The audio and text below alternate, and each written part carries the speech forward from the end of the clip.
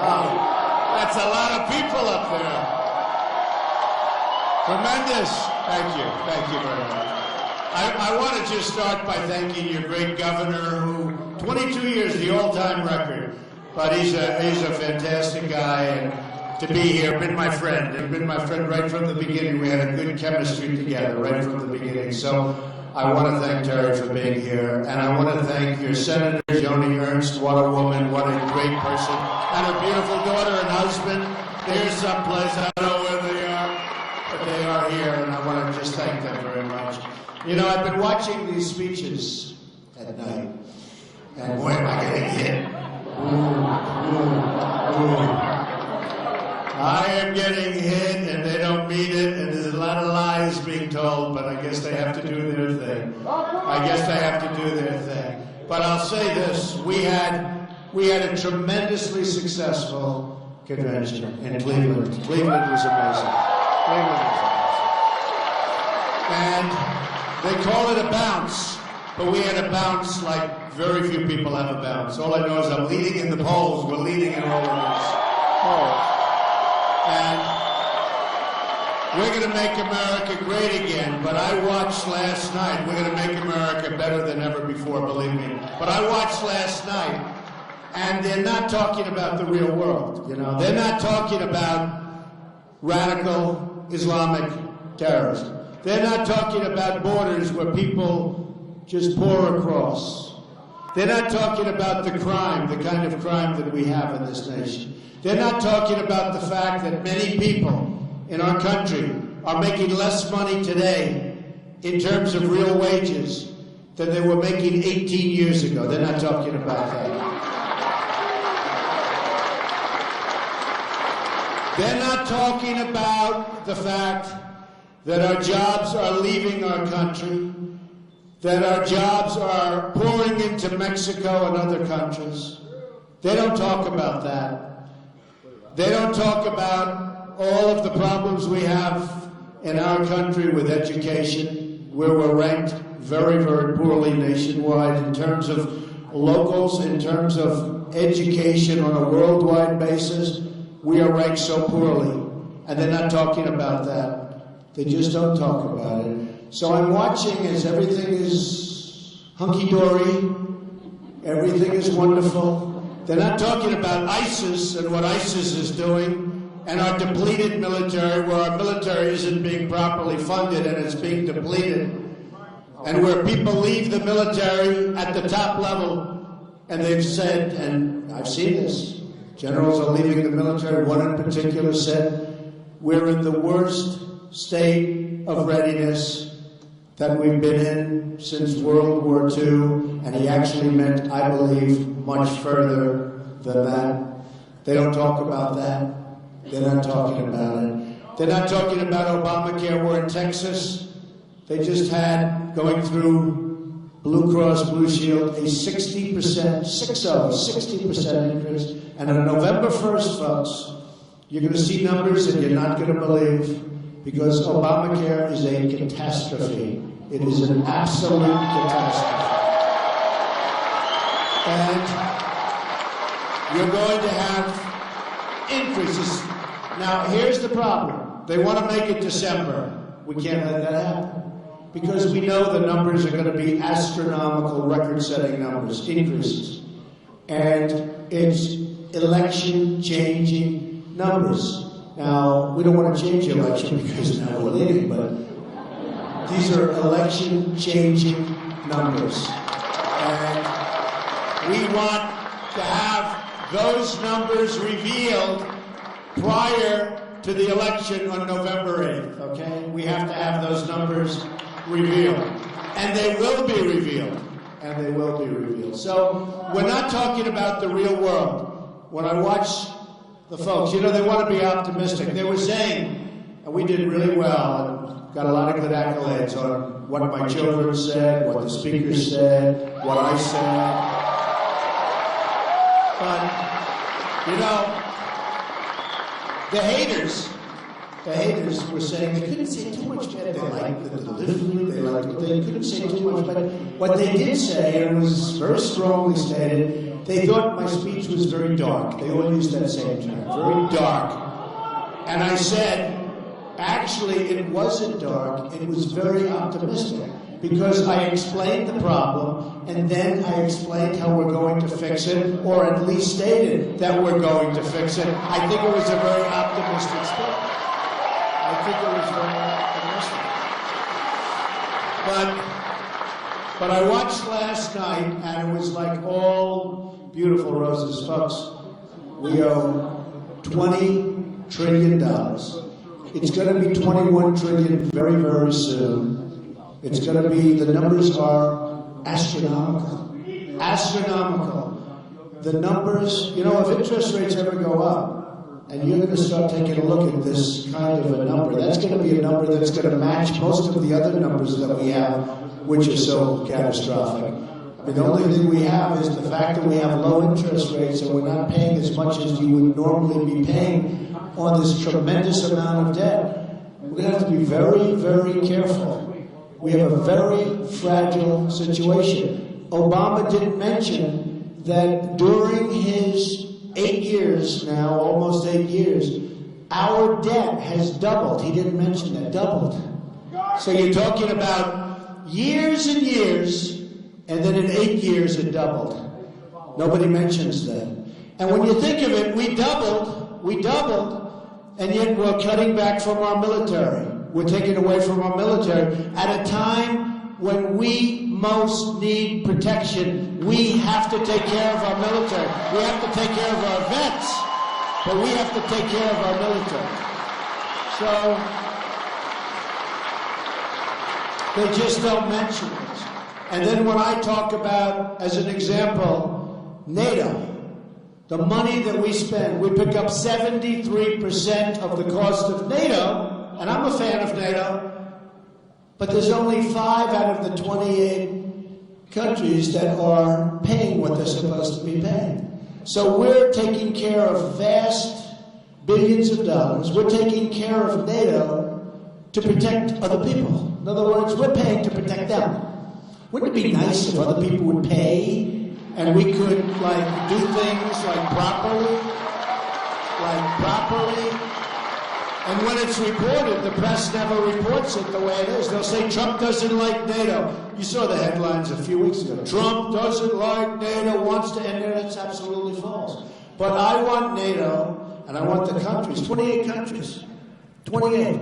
And we're picking up 73%. And what are we doing? We're protecting them.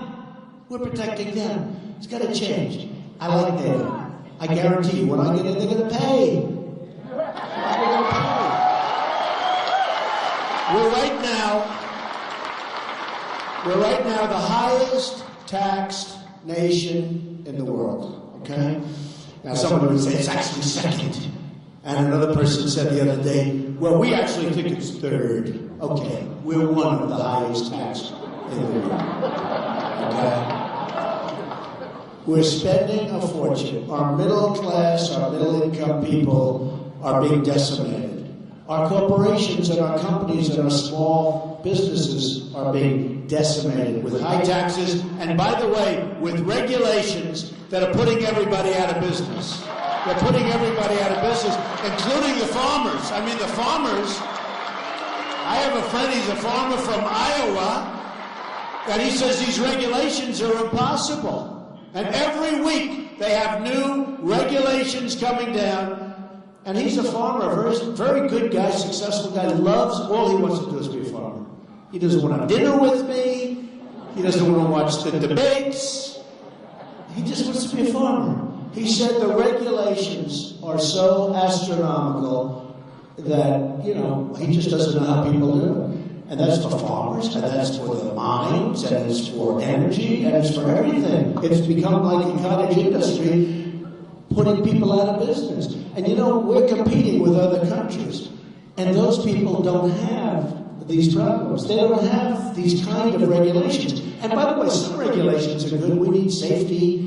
We need clean, and I want clean air and water. We want things to be proper. But we have to get rid of a lot of the regulations that are stopping new businesses from forming and killing the businesses we have. and making it impossible for those businesses to compete with foreign competitors. And you know, one of the things that surprises me the most, I will say, you know, to me taxes, and you lower the taxes, and that would be great, and I would think that that would be actually more important than regulation. But over the last year, it all started on June 16th. Can you believe it? Here we are, we're 3.5 months away. 3.5 months away from making America great again. Remember that. Making America great again.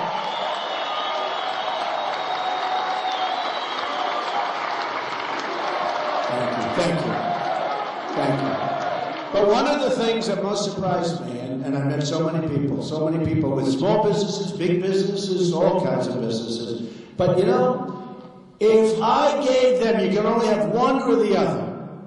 If I gave them their choice about bringing regulation down to a reasonable level or lowering taxes, I'm shocked. I think 100% they take regulation. That's how bad it is. But you're going to have both. You're going to have low taxes. You're going to have low taxes.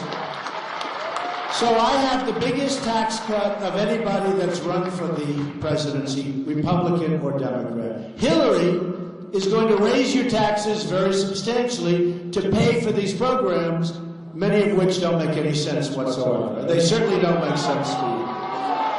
But you're going to have a very serious, you're going to have, and you know this, you're going to have a very serious tax increase. Now, she doesn't want to talk about it. Do you ever notice? You can't find it, you can't talk about it. And what happened is Bernie, I feel sorry for Bernie, he just got tired, you know? Bernie would have been better in terms of what he did, because look, we have the biggest wall. This is a movement, folks. This is a movement. Look up here. Wow. I hate to tell you, the balcony is bigger than what this is. Hello, balcony. I love you, balcony. Look at it. Man, this is a hell of a big theater. What kind of a theater is this? This place is big. That is amazing. Look at the size of that balcony. I don't think we have a balcony like that in New York, if you want to know the truth. It's unbelievable. Thank you. Thank you very much. Thank you very much. But we have to start making moves now. We can't go for another 4 years of Obama because that's basically what crooked Hillary Clinton is. We can't go for another 4 years of Obama. People are tired of it. People are tired of not being able to knock out ISIS. They're tired of it, okay? They're tired of it. People are tired, we're fighting, we don't get along with anybody, and yet we don't get along with China, but they rip us off. We don't get along with Russia. Wouldn't it be nice if we actually got along with Russia? Wouldn't it be nice? I mean, is there something wrong? And then we say, let's go get ISIS. Let's go get ISIS right now. Let's go get them. Let's knock them out. And by the way, you're going to pay for a big chunk of it. And we're going to get other countries to pay for it. Because at almost 20 trillion already, we got to work on getting that down. For the sake of your children, for the sake of the country, we have to start getting it down. But you know, if you look at what goes on, the costs are tremendous when you have these battles, many of which we should be having. This should have been knocked out a long time ago. We fight politically correct wars. We let people know we're going to be bombing. How many times have I said keep the oil? Keep the oil. We shouldn't have been in Iraq in the first place. I was totally against being in Iraq right from the beginning. You know, they like to say, well, maybe he wasn't. Let me tell you, right from the beginning, I said it's going to destabilize the Middle East. Totally destabilize the Middle East. Did it ever? But we shouldn't have gotten out the way we got out, because that was a total disaster. ISIS formed. Nobody knew ISIS. Remember, our president said they're the JV, no problem. Okay? Well, we're going to make them the JV. We're going to make them the JV. But right now, they're not the JV. Right now, they're not the JV. So we have a lot of things to do, and they can be done. I'll give you an example, something very important. So the cost of military, I've always seen that we spend many times more money than any other nation. I used to say, that's good, it's military, that's good. By the way, vets, we're going to take care of you. Good. So I'd say bigly, it's a disaster. The VA is a disaster. But I say, we spend more money, that's good, that's good, that's good. You know, I wasn't in government, I wasn't a politician, although I felt like it because I knew the politicians so well. They do essentially pretty much what I wanted them to do, okay? I know it from the other side. Hard to believe, about a year and a half ago, I was establishment. I'd give hundreds of thousands of dollars to politicians.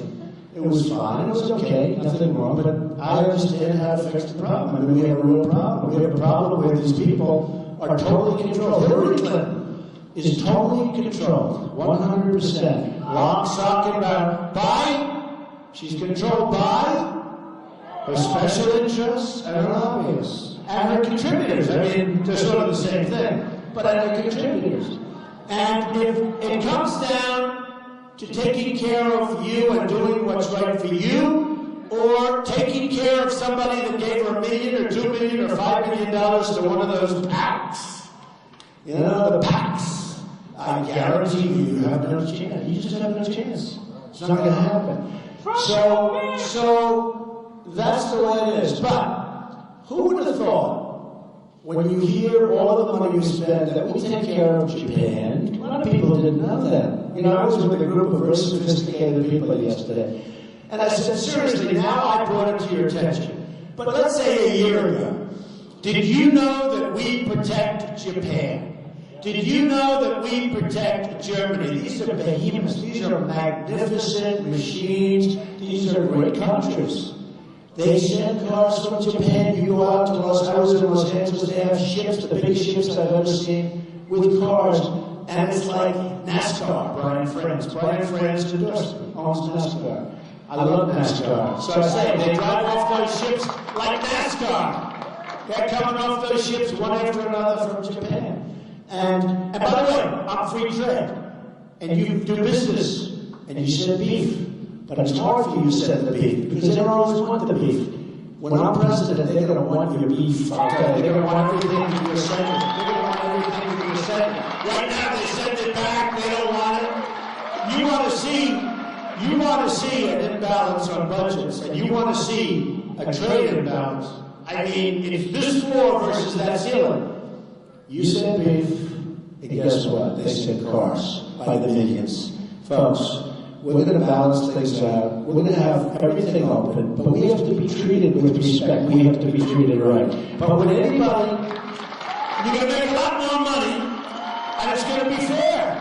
Because our jobs and our blood and our money is sucked out of our country by incompetently drawn trade deals. But who would have known that we take care of these countries? And we take care, as an example, of Saudi Arabia.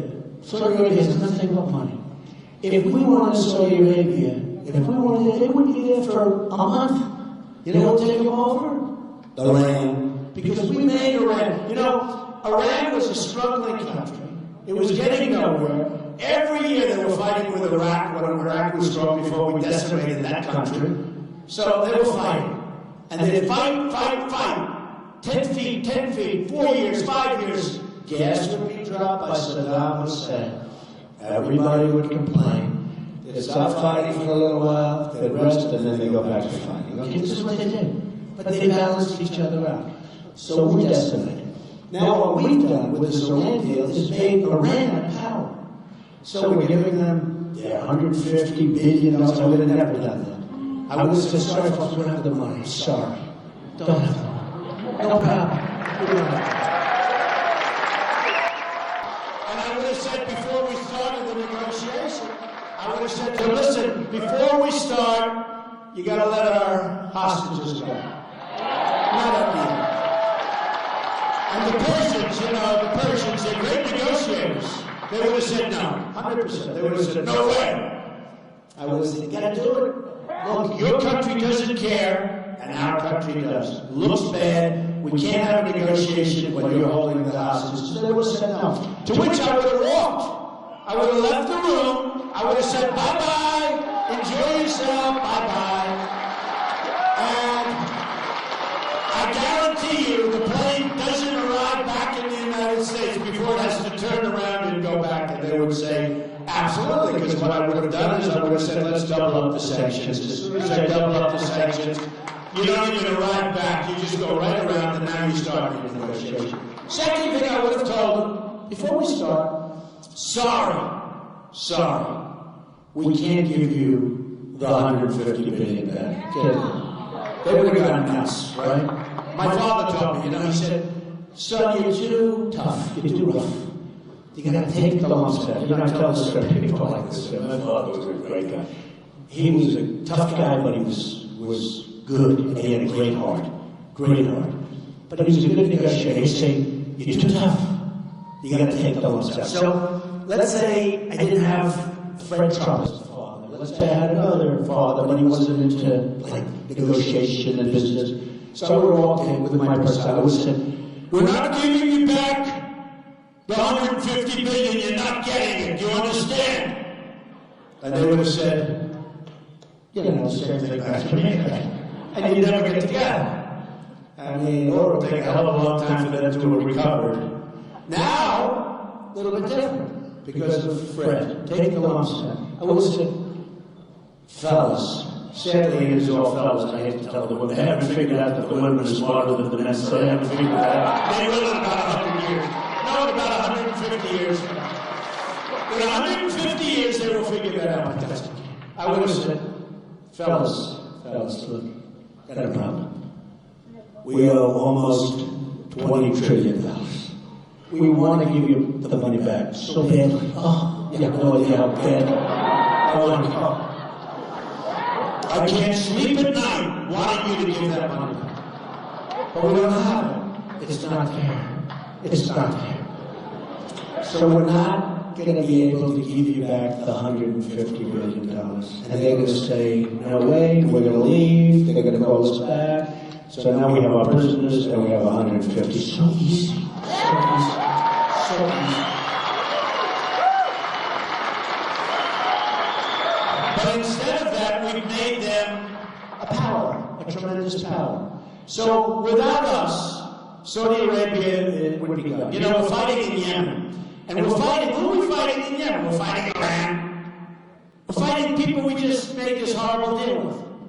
And when they asked Secretary Kerry, which is essentially the same thing as Hillary Clinton, because she's the one that got that crummy deal started, okay? Crooked Hillary. I wonder if they have any deals with Iran. Anybody know, do they have any deals with Iran? I wouldn't be surprised. But when they look at it, we say, let me ask you a question. They asked it.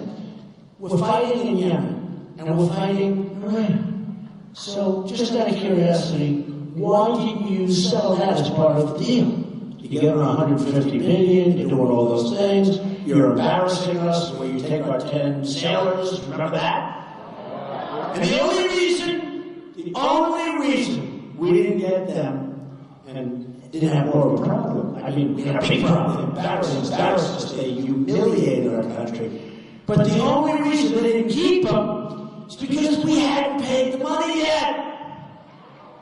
I guarantee you, if that money were paid, I guarantee they'd still be there. And they'd be there until I win the election in November. And then,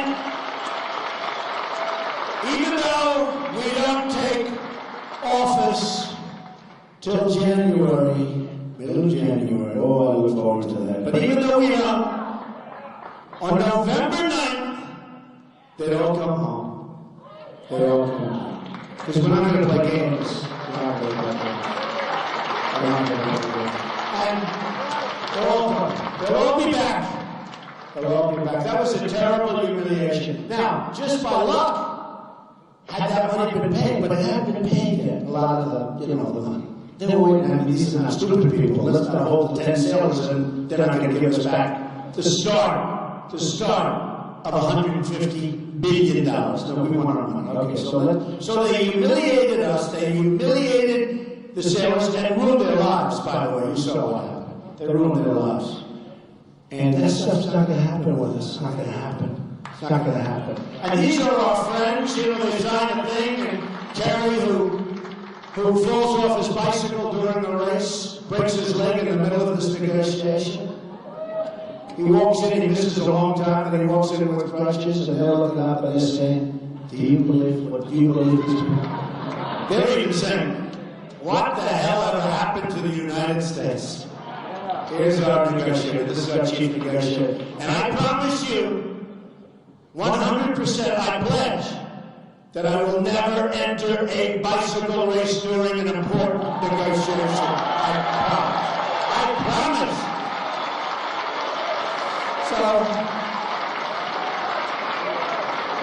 So it would be a lot different. It would be a lot different. The biggest problem with Iran is, you know, so much of that money has already been gone. You know, I hate to say, people say, what would you do? So, don't worry about it. But the money is already there. It's like terrible. So we created this powerful country. We created this power. One of the worst deals. I don't mean between countries. I mean, it's just one of the stupidest negotiations I've ever seen. If you study that at the Wharton School of Finance or at the Harvard Business School, you would see that they should use it as a case study. We never walked from the table once. We'd say, we would like this. They go, no. Oh, we'll take less. No, we want this. Oh, that's okay. We'll take it. This is the negotiation.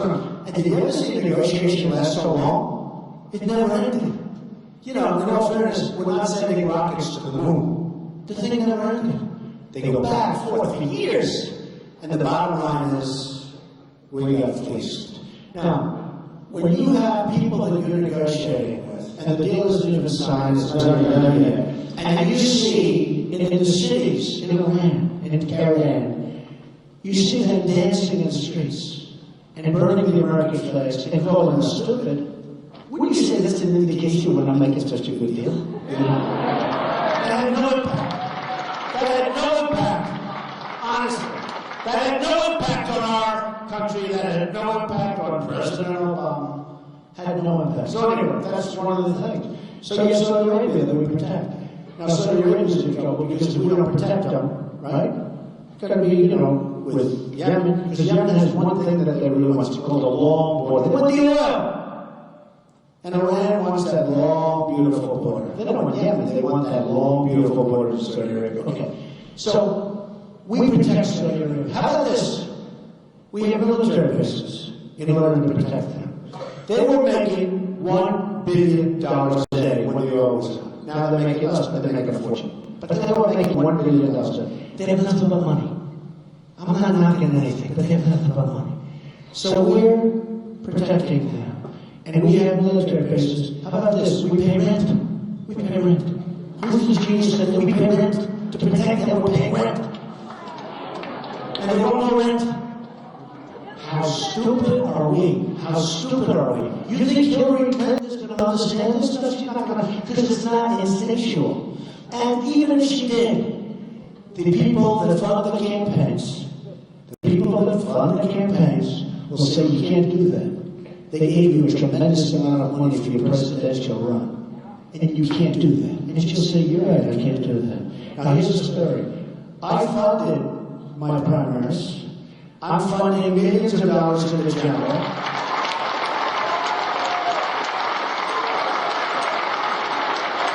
That last month it was $2 million or $3.8 million or something. Yesterday they said, sir, would you do a match? Yes. How much? $2 million. Okay, we'll do $2 million. And I'm spending a lot of money. And you know what's beautiful? I'm not going to be bought off. I'm not going to be bought off by special interests. I was coming up and I was watching Fox, who, by the way, has treated me very fairly. And Stuart Varney was on. I'm sure CNN loves us as they broadcast live. But CNN is treating me really. I mean, those panels, those are horrible panels. I feel so sorry for Jeffrey Lord. Jeffrey Lord sits there and he's got 7 killers and Jeffrey. I mean, you talk about unfair stuff, but forget CNN, I'm not watching it anymore, so what the heck. But I was watching, you know, in life, You have to know how to live. So when things are unpleasant, you know what you do? You turn your head. You just forget it. So I don't watch it. But I watched Stuart Varney today. He was taking Neil Cavuto's place for a little while. And they were talking about all the money pouring into Hillary's campaign. It's all Wall Street. So much Wall Street money. And then they said, but Trump money, not Wall Street money. And they have lists of it. He's taking very little from Wall Street. In other words, the people that are putting up the money are going to have tremendous influence. I don't want any influence. I want to do the right thing for you. I want to do the right thing for you.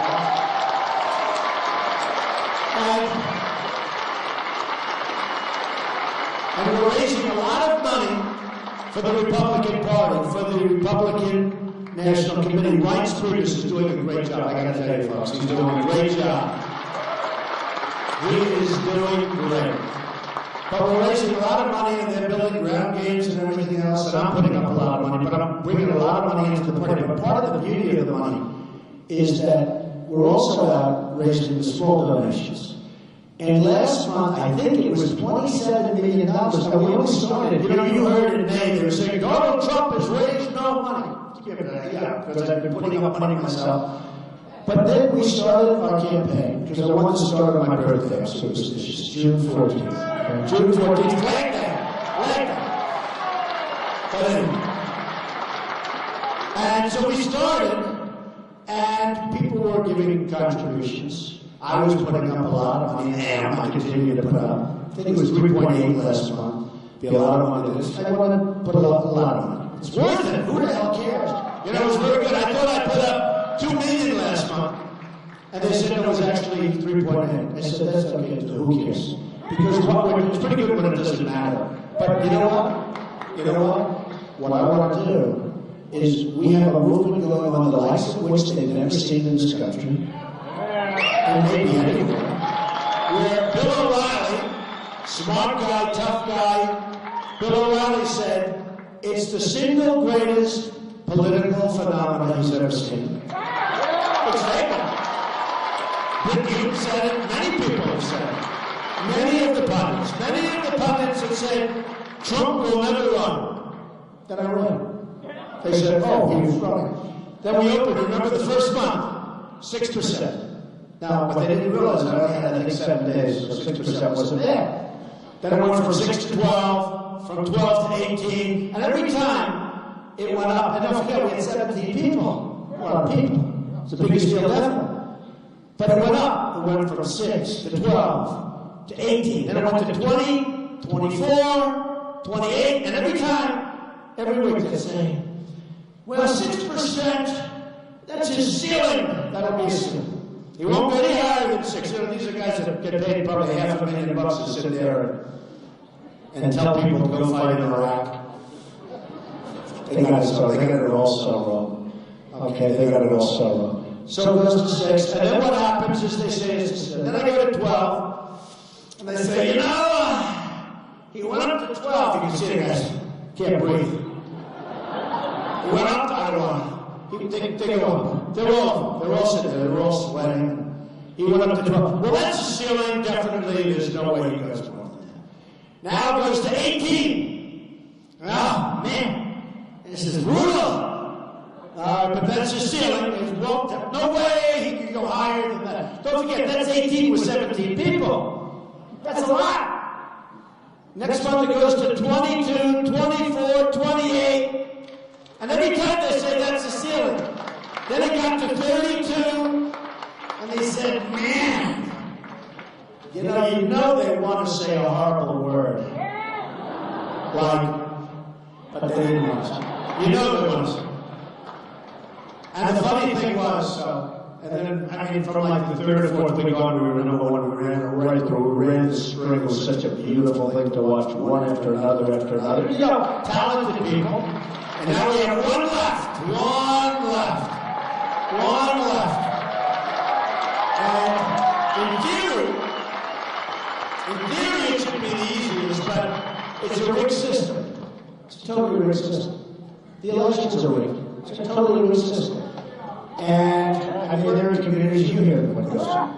It's a rigged system. So I never want to say with great surety because you don't know what's going to happen. I mean, you saw what happened 2 weeks ago with Hillary, where they caught her in lies, they caught her, 33,000 emails are deleted, and that's okay? 33,000? Can you imagine if you deleted emails? Forget it.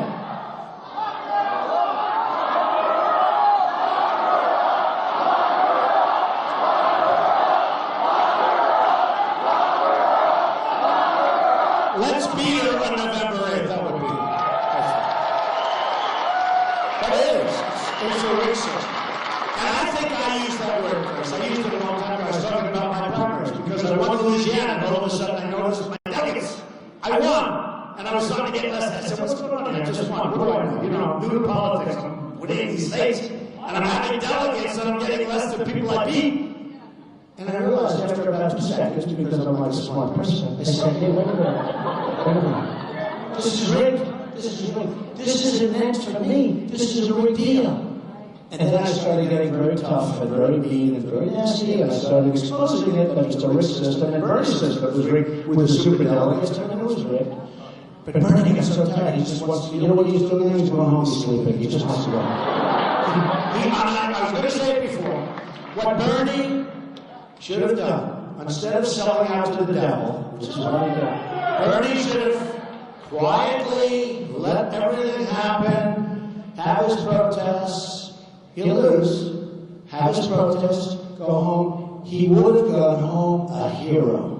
Really. Now, he's on the other side of the equation, except with one thing, trade. He's the only one that gets it. Trade. He was right about trade.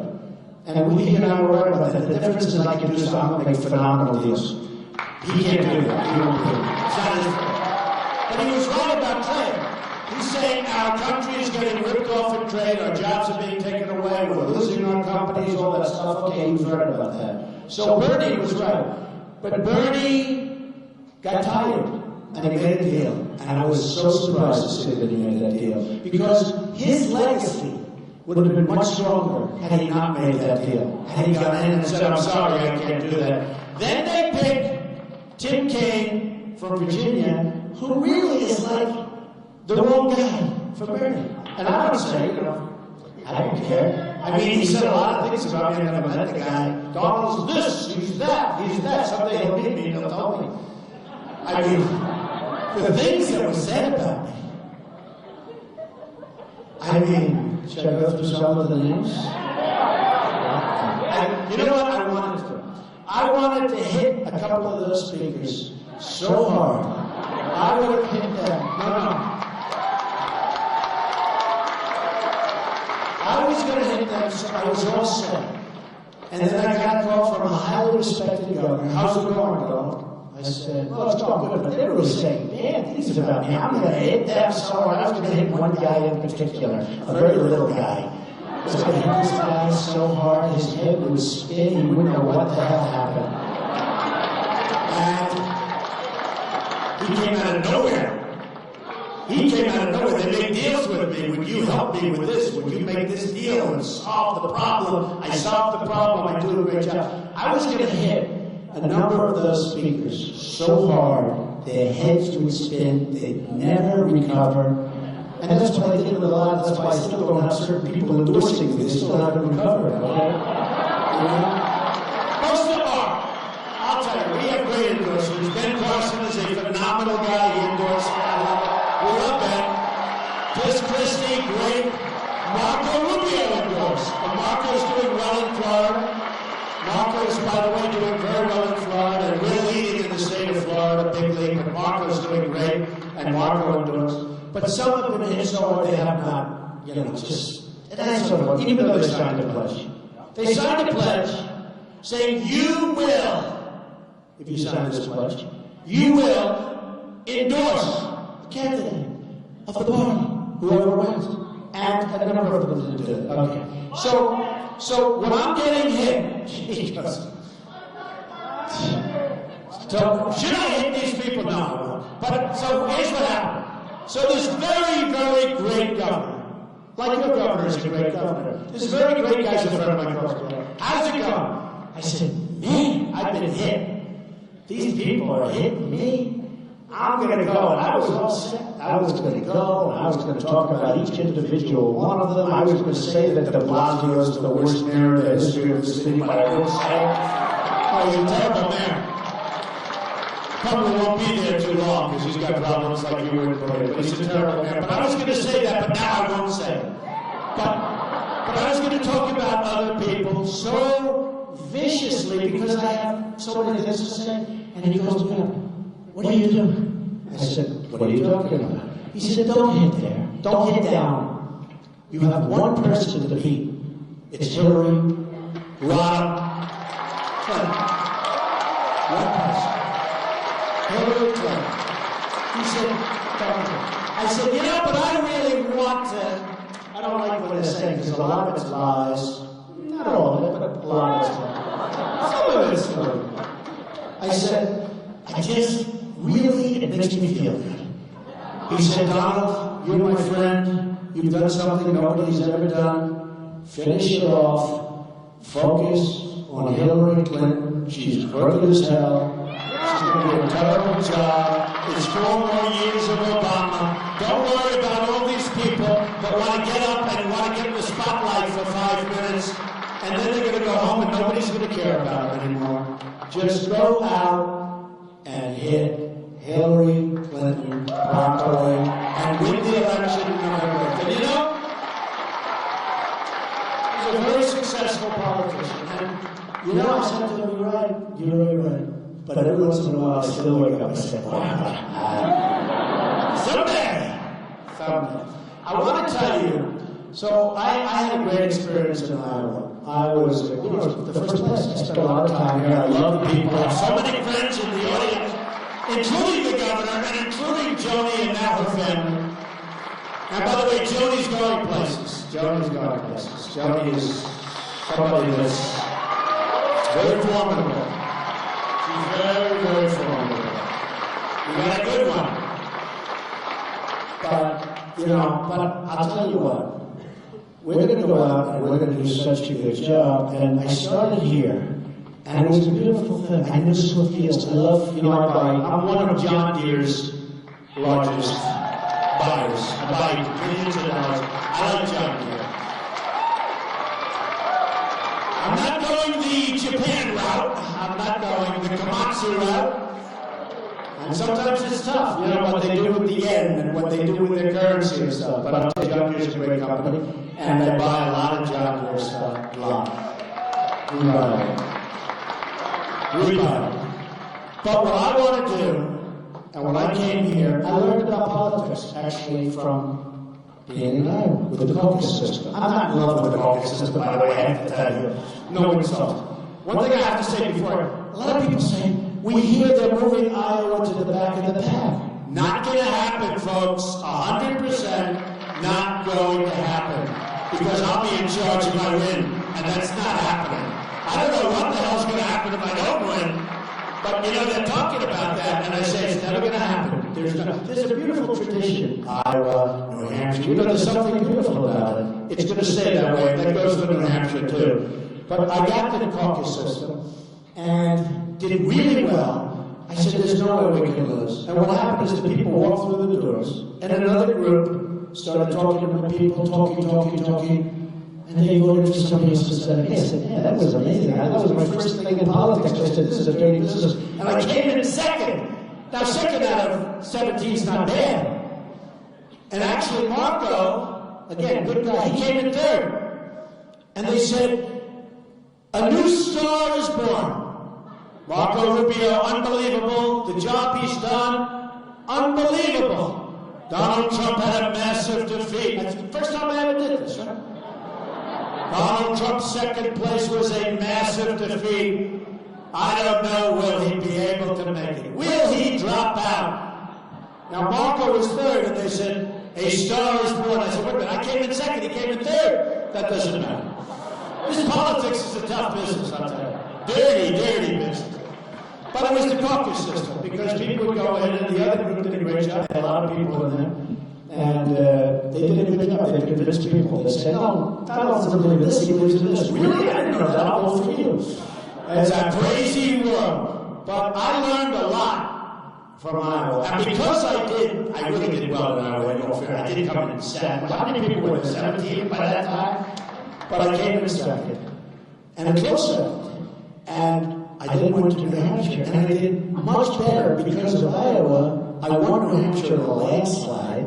And then I went on to run those incredible. South Carolina, North Carolina, Massachusetts. I got almost 50% of the vote in Massachusetts with many people. I don't know how many people were in there, but many people. Many people, and I got almost 50%. And a lot of it had to do with Tom Brady, who's my friend, sitting, and he was a great quarterback and a great guy, an even better guy, sitting in his locker after a game, and a red Make America Great Again hat. And he's sitting there, and he's talking to the press, and they say, what's that up there? Oh, that's Donald. That's a hat. He was proud of that hat. And I got almost 50%. And everyone said, how did you get 50%? And it's like, in Indiana, I had Bobby Knight. What? Bobby Knight. When you have guys like this, Bobby Knight, how good was Bobby Knight? I tell a story. He called me a year and a half ago. He said, I don't know you, but you should run. I've been hearing about it. It's tough as hell. It's no games. He doesn't say, oh, how's the weather in New York, Mr. Trump? Is it lovely out? Is it lovely? How are the Yankees doing, Mr. Trump? No, Bobby Knight, great guy. He goes, I don't know you, but you should run. If you run, you're going to win. I said, you know, Coach, I'll tell you, Coach, here's a guy who won 900 games, 3 national championships, won the Olympics, won the Pan Am Games, and he had the last undefeated team in college basketball. Other than that, his career has been so slow. And they love him in Indiana, I'll tell you. And I love him, but he said, you should run. So I checked and wasn't in all that stuff. So I said, give me a number, Coach. I put it down. Then, like a year later, I win New York, I win Pennsylvania, I win all these states, like by massive numbers. But if you remember, Indiana, that was going to be the place. That was what they called the firewall. It was a firewall for me. I said, a friend of mine came up and said, did you ever speak to a guy, Bobby Knight? I said, you mean the coach? It was a year ago, right? I said, yeah, he called me. He thought I should run. He said, man, if you could ever get the endorsement of Bobby Knight. I said, I think I could. And I told the story how this massive pile of papers on my left, massive, with all different things. You know, you ever have in your desk like certain things you sort of think you're maybe never going to use again, but maybe you will. It's so safe. I looked at, this is not the computers that we're talking. I might be a lot better off. Because when it's computers, anything you put on a computer, people are going to find out about it. The old days were better. You write something down, you put it in an envelope, you put it and you hand it to somebody, and that's it. Now my son, who's 10 years old, he can crack any computer code. This is ridiculous. But I lift up this stack of papers. There's thousands, and there's his phone number saved right here. I call him up. He sees the number. I've been waiting for you to call. And Bobby was great, and we became real friends. And we went around Indiana. And I'll tell you, it was amazing. And we had a tremendous victory, and it was great. And that's what we need now. And by the way, speaking of victory, another victory I had is choosing Governor Mike Pence. So, just before I leave, I want to tell you 2 things. It's very important. We have, you know, this is, can you believe I do like 3-4 stops a day. I'm like, you know the way I look at it? 3.5 months. 2 weeks ago was like, hit 4 months. When I started, I guess it was a year and a half. But now it's like 2.5 months, 3.5 months. And I said to myself, why would I want to rest? I can rest a little bit. Don't worry about it. If I win, I'm not going to rest either. Okay, don't worry. Don't get nervous like a politician. You know, we send them out to Washington, they become different people. They were going to end Obamacare. You had some in the state. They were going to end Obamacare. They were unbelievable. They were going to do such a job, they win. You send them, you wish them luck. They get to Washington, and they look at the beautiful ceilings, and they say to their wife, or they say to their husband, darling, now we've made it. Fine. Look, And then they vote any way they're told to vote, whatever it is. You say, what happened? What happened? Don't worry, that's not happening with Trump. Okay, I promise. I promise. But two things. So, two things. Supreme Court Justice is so. Okay? I don't have to really go into it. We have Judge Scalia, incredible guy, died. So you have one vacancy. You could have 4, you could even have 5, you'll probably have 3, but this could be a presidency that chooses the most Supreme Court judges in history. Could happen. Could happen. Looks like a minimum of 3, but probably could be even more. And we have 1 before we even start. And you see what's happening now all of a sudden with the tie votes and everything. It's very important. If Hillary Clinton gets in, she's going to put super liberal judges on the court. That's going to make our country Venezuela. Okay? We can't have it. So 2 things. And I say to people, if they like me or if they hate me, they really have no choice. Really. Now you people like me, okay? Maybe some love me, okay? I love you.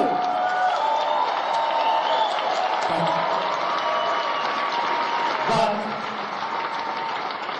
Supreme Court judges. So I wasn't getting a lot of traction with that. It was very interesting. It was 4 months ago. And because I'm not a politician, a lot of these people that are very conservative were very concerned. They're good people, but they were concerned, well, how do we know he's going to pick the right judges? Like they picked the right judges in the last.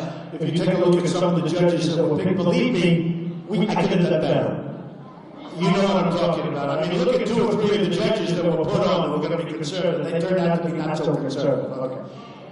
So, don't tell me. But I said, I had an idea. I said, why don't I pick 10 or 11 or 12 judges? I'll get them from Federalist Society, which is really the gold standard. And I get it from Federalist Society. And I'll pick a list, and I'll pick from that list or somebody very close to that list. And I'll put out the list publicly, and I did it, and everybody felt good about it. I did it, and that's what's going to happen. These are great values. Conservative, great values, conservative. So Supreme Court judges is 1. The second thing is TPP. We are going to not approve these horrible trade deals.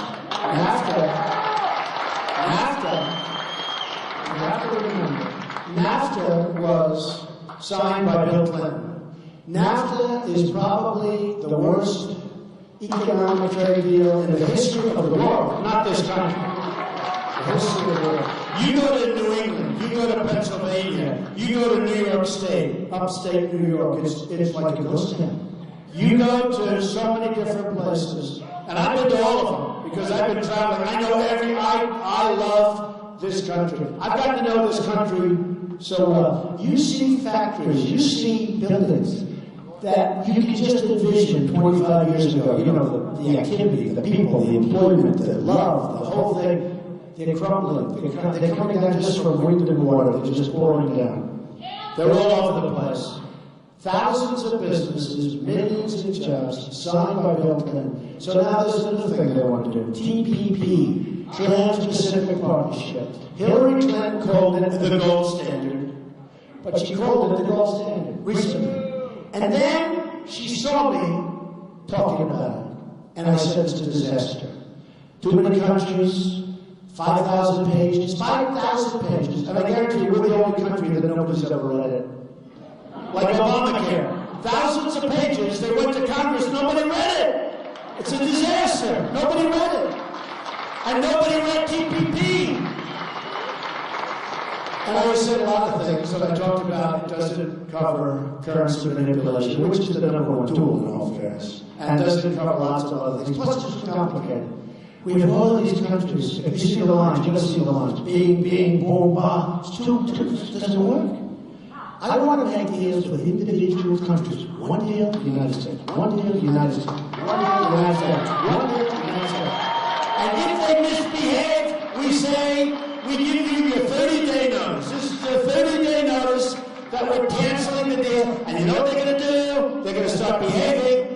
They're going to stop behaving, or we're going to negotiate an even better deal. But just one-on-one, one deal. Now, because what happens when you put all of these countries together, First of all, China, which isn't in the deal, is going to come in the back door, 100%. Okay, they're just watching. They are salivating over this TPP deal.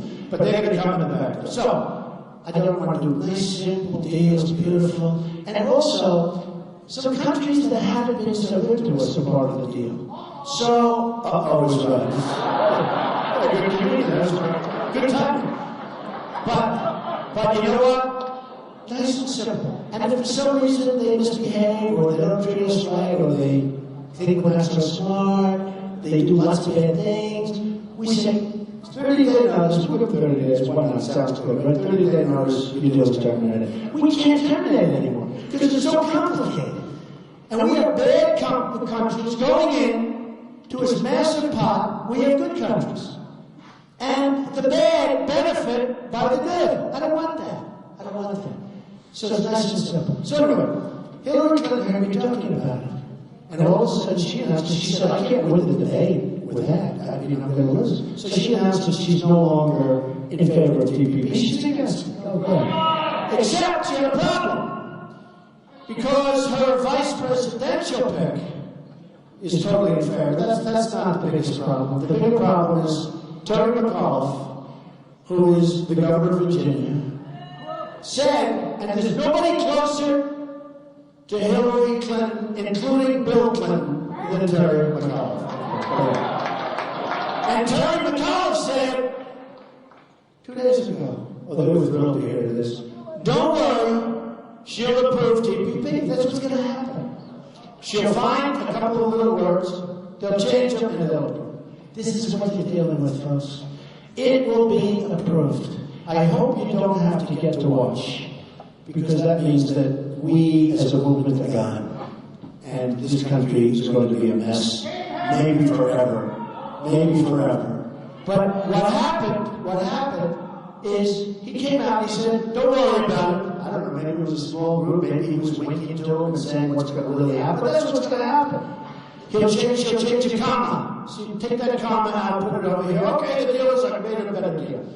You can't approve it. That will make NAFTA for Iowa and other places like baby stuff. So you can't do it. TPP is a disaster. Hillary Clinton called it the gold standard. She was all excited.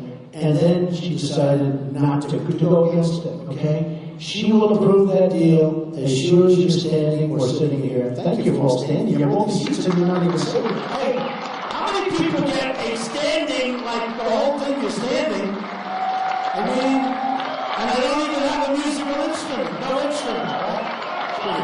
No. You know what it is? Because you love the country, you want to do something. We're tired. We're tired of stupidity. We're tired of a lack of common sense. You want to see things happen. The one other thing I'm going to say to this, the evangelicals, okay? Who's evangelical in the room? So I've had tremendous evangelical support. I went to places that I was supposed to lose, and I won in landslides because the evangelicals like me. And they don't think I'm perfect. I'm Protestant, I'm Presbyterian. They don't think I'm perfect, but they like me.